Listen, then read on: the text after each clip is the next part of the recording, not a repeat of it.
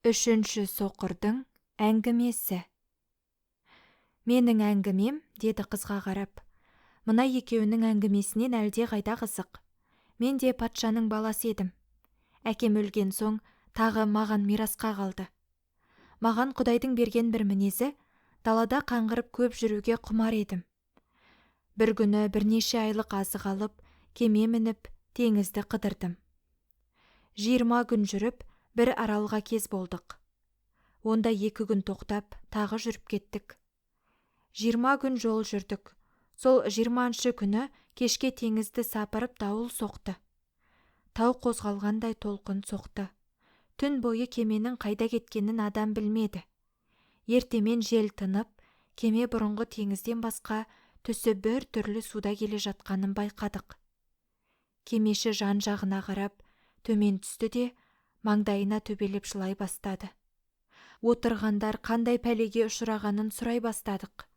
Өлім тозағы мойынға ілінді, енді қырылдық жарандар. Имандарыңды айтып, судың құрт-құмырсқасына жем болдым дей беріңдер, деді. Неге өлеміз, десті кемедегілер.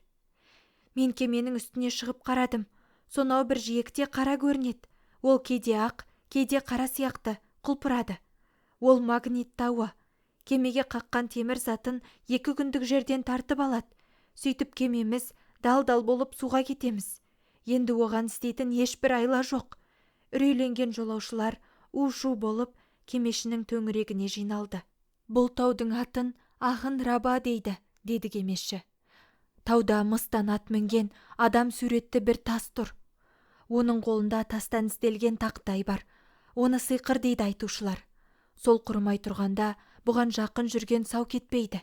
Соны айтып кемеші жылай берді. Біз де естен айрылып, өлімге мойын ұсындық. Көп ұзамай таудың лебі кемедегі темір затын тартып алды да, ағашы салдырап бөлек-бөлек болды. Көп кісі суға кетті, көп кісі жиекке шықты. Сол жиекке шыққандардың ішінде бір тақтаға жабысып, мен де шықтым. Жиекке шыққан соң тауға тырмысып, төбесіне бардым. Әңгіме осыған тіреліп, Шахаризада демалды.